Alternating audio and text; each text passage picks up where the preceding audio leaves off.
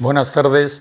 Hoy vamos a dar unas rápidas pinceladas sobre la Ley 12/2023 de 24 de mayo por el derecho a la vivienda, que como sabéis ha entrado en vigor recientemente, concretamente el pasado 26 de mayo.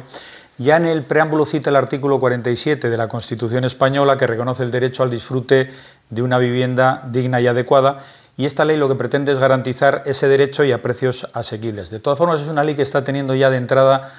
muchas críticas. En primer lugar, porque no se ha tenido en cuenta, no se ha consultado con profesionales del sector, como los agentes de la propiedad inmobiliaria, los promotores inmobiliarios, las asociaciones de consumidores, etcétera, y también porque, entre otras cosas, supone un intervencionismo de los poderes públicos en la economía y que afecta a la propiedad privada. No había una ley estatal y precisamente en algunas de las sentencias del Tribunal Constitucional en relación con algunos recursos presentados por la ley que sí tenía Cataluña, lo que llamaba la atención al Gobierno central es que no se hubiera metido ya a regular esta materia. De todas formas, recordar que tiene que entrar en conjunción también con la capacidad o competencia que tienen las comunidades autónomas para regular,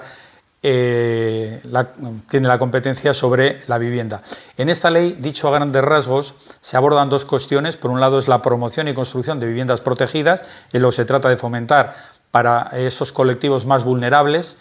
y por otra parte la regulación del mercado de alquileres de vivienda, que esto sí que afecta directamente también al colectivo de administradores de fincas, porque se les cita incluso en varios de los apartados de la ley, tanto en las disposiciones como en el articulado, y en este caso lo que se trata es de, como decía, incrementar ese parque de vivienda pública y además esa protección sobre los arrendatarios con modificaciones en la Ley de Enjuiciamiento Civil y también en la Ley de Arrendamientos Urbanos, que son bastante interesantes y básicamente van sobre los colectivos que que presenten vulnerabilidad en este caso. En lo que a los administradores de fincas se refiere, según el preámbulo, se trata de un colectivo profesional de gran importancia para asegurar la garantía y protección de los derechos de los consumidores, y se vuelve a mencionar también a los administradores de fincas en el artículo 30. En este concretamente se refiere al régimen general de derechos e información básica. Aquí sí que tendremos que tener bastante precaución porque impone un deber de dar información completa, objetiva y veraz, etcétera, y no debemos olvidar que también hay otro artículo, no tiene que ver con esta ley, pero es el artículo 9.1 apartado E de la Ley de Propiedad Horizontal, en el que el administrador de fincas también emite un certificado sobre el estado de deudas de la vivienda local, pero en ese punto solamente se ceñía al estado de deudas. Por otra parte, es también importante tener en cuenta el artículo 31, que regula la información mínima en las operaciones de compra y arrendamiento de vivienda, y sobre todo llamar la atención sobre el contenido del apartado 3. La disposición adicional sexta,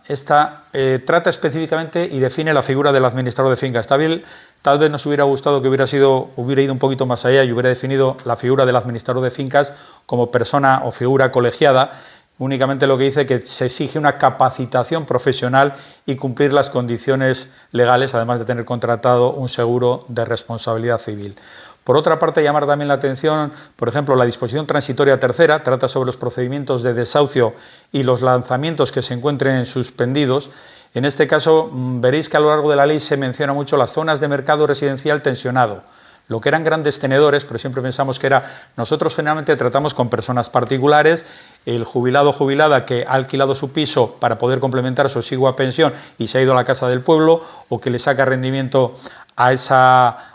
vivienda que ha heredado, etcétera.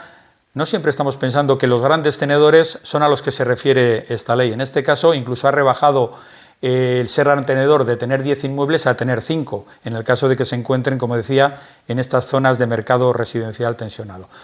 La ley, por otra parte, ha modificado el artículo 10 de la Ley de Arrendamientos Urbanos. El artículo 9 de la Ley de Arrendamientos Urbanos es el que hace referencia al plazo de duración mínima de los contratos, independientemente de lo que se haya pactado. Ya sabéis que serían en este caso 5 años, 7 si es persona jurídica, y el artículo 10, que concretamente aquí se modifica, es el que habla de las prórrogas y se concede una prórroga extraordinaria de carácter anual por un periodo máximo de 3 años,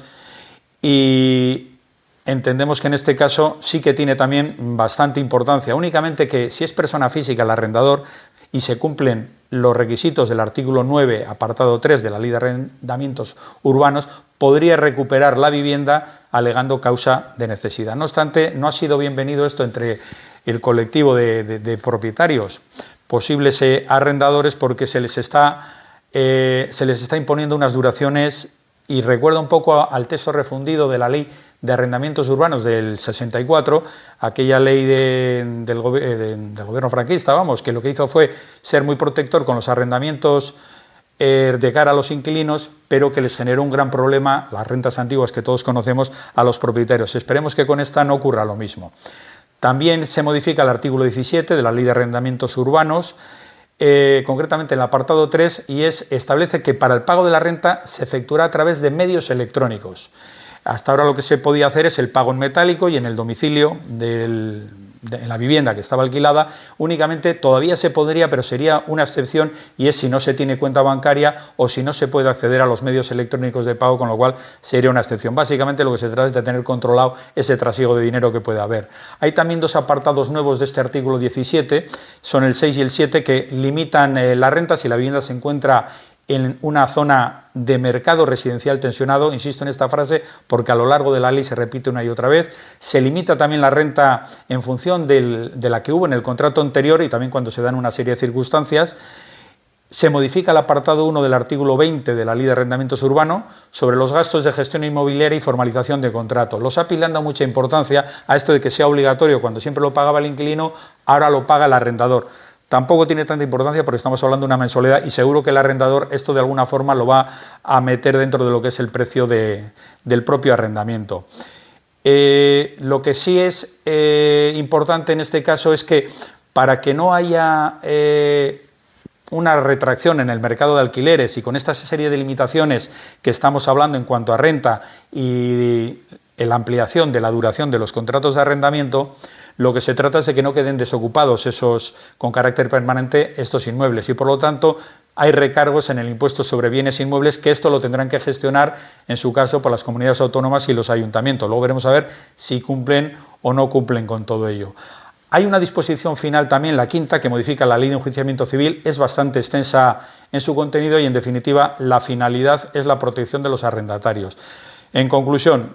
al final, lo que se está viendo desde fuera, la mayoría de los propietarios lo que están viendo es que es una ley demasiado intervencionista y que protege en exceso a los arrendatarios, porque el hecho de que una persona pueda tener 2 viviendas o 3 viviendas no quiere decir por eso de que tenga una economía desahogada, porque tiene patrimonio, pero a lo mejor no tiene liquidez para sustentar los gastos que ello conlleva. Y una de las salidas que podía tener o que puede tener es el arrendamiento. Por último, ya es una mención únicamente que se habla del Consejo Asesor de Vivienda en el artículo 26, que se creará para la elaboración y desarrollo de la política de viviendas, y esto es lo interesante, que podrá estar integrado, entre otros, por colegios profesionales. No sé si en este caso tendrán en cuenta o se encontrará también el Colegio de Administradores de Fincas. Gracias.